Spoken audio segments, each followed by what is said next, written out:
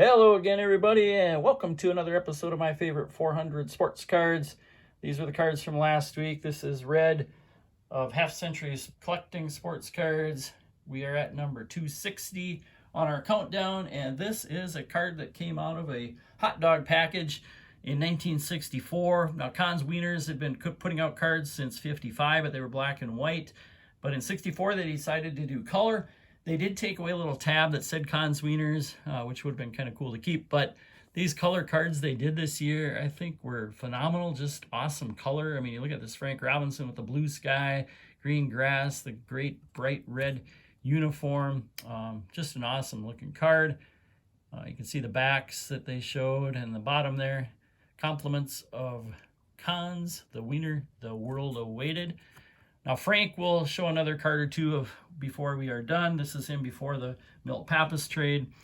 This season, he was fourth in MVP voting, and he's the guy who won an MVP in each league with a just phenomenal career, 586 home runs, retired fourth all-time on the list at that time, almost 3,000 hits, and he also stole over 200 bases. So, Cons Wiener, Frank Robinson. Next, we've got a 1951 Topps. So this is the first year of Topps baseball cards. A little less heralded than their second year, but still decent looking set. You know, it's not a color set. It was made more to just play a game with. They did talk a little bio down there about Larry Yogi Berra. Let's see what the backs look like. But Yogi was probably one of the top catchers of all time, and yes, I am due for putting out my all-time top 10 catchers. I'm going to do that, I promise, before June hits. This was an MVP season for Yogi, the first of three. Also helped him to a World Series title.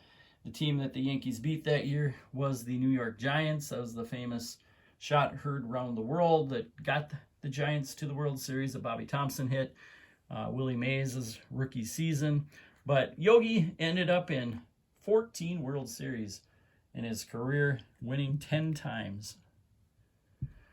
And next we've got a strip card. So this goes back to 1926 from the W512 set. So one of those that the guy at the counter had to cut out a card, give it to a kid who was buying some candy. And this one he probably cut just a little too narrow.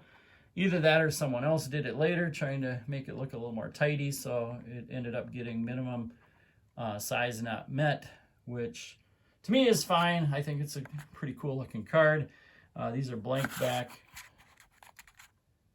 cards, so you don't get any bio or info. But Dazzy Vance was quite a fireballer in his day back in the 20s. Mainly, he came up late. He only threw like 30-some innings before his age 30 season. But then 7 consecutive strikeout titles from 1922 to 1928. 3 of those times won the ERA crown. 1924 was his best season. One of 2 over 10 WAR seasons he had. He won 28 games that year with a 2.16 ERA and 262 strikeouts. And all 3 of those led the league. And the amazing thing about those 262 strikeouts leading the league, the number 2 guy, Burley Grimes, and the number 3 guy was Dolph Luque, who's somebody who's been featured in some of Orlando's Collector's Dreams videos, which are really, really cool cards he's got on. But anyway, Dazzy struck out more batters than those 2, the number 2 and 3 guys combined.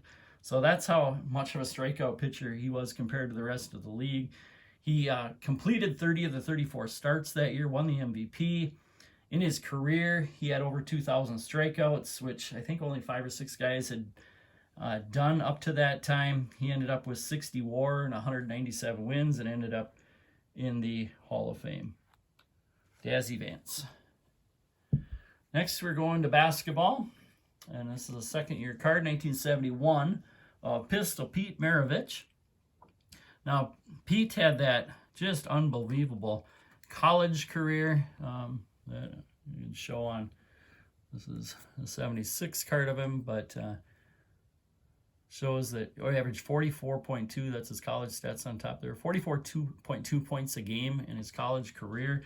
And then he had a Hall of Fame pro career afterwards. Really good for both the Atlanta Hawks and New Orleans Jazz. He teamed with Lou Hudson, Minnesota Gopher in college, to have one of the best backcourts of the early 70s. Besides being a great shooter and scorer, Maravich was also quite the passer, kind of like Bob Cousy, the way he could handle the ball and make just these spectacular passes. So Pete Maravich just shows his rookie year stats on that card. Next, we're going back again to an old-time pitcher. This is a 1935 Diamond Stars. The cards and with that cool color of Ted Lyons. Lyons played all 21 of his years with the Chicago White Sox. He had quite the arsenal, pitching, throwing a knuckleball, a curveball, a changeup, and something that he called a sailor. And kind of looking back, what that sailor probably was a cut fastball. But just gorgeous color of this pitcher that won 260 games in his career. He was not a strikeout pitcher, unlike Dazzy Vance. Over 4,000 career innings, and he barely struck out 1,000 batters in his career. But he still won 260 games, 70 WAR. And he's a guy they called towards the end of his career Sunday Teddy, and that's because you look at Baseball Reference of him, and the end of his career, last 4 or 5 years, look kind of cool because every year he's only throwing about 20 to 24 games and completing just about all those games because he only threw on Sundays.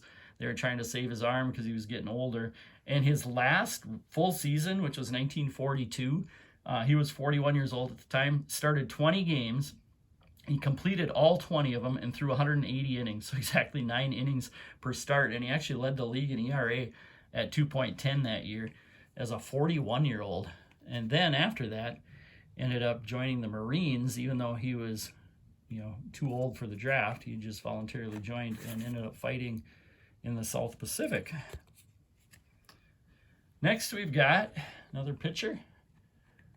This one from 1965 of Bob Gibson. And what I really like about this card is kind of that color coordination, kind of like that 71 Clemente with the black and yellow. This card is bordered in red, black, and yellow, which are exactly the Cardinals' colors with, they've got the black hats at the time. And I just thought he looks just so cool in that card, as do, kind of look at all these 65 Cardinals. I know I've shown once in the 65 set, but I just think those colors of those cards just will look really cool. And this is Bob Gibson's 65 first 20 win season. And he's coming off that great season of 64, so on the 65 card of winning Game 7 over the Yankees in the World Series.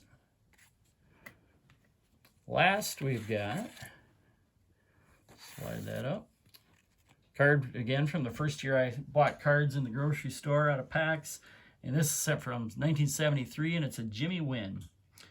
Just a card that I thought was a cool looking card. Player I liked at the time. He was a small guy, just 5'9", 160, maybe 170 pounds at most, but still with tons of power. He ended up with 8 seasons, over 20 home runs.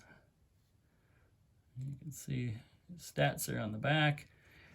Had almost 300 career homers. Ended up with like 55.8 WAR.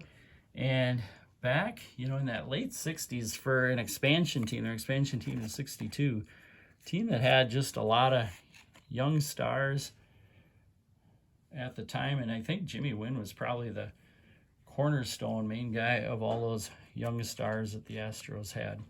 So an unheralded player, but a 1973 cool card of Jimmy Wynn. That's all I got for today. Hope to see you again next week.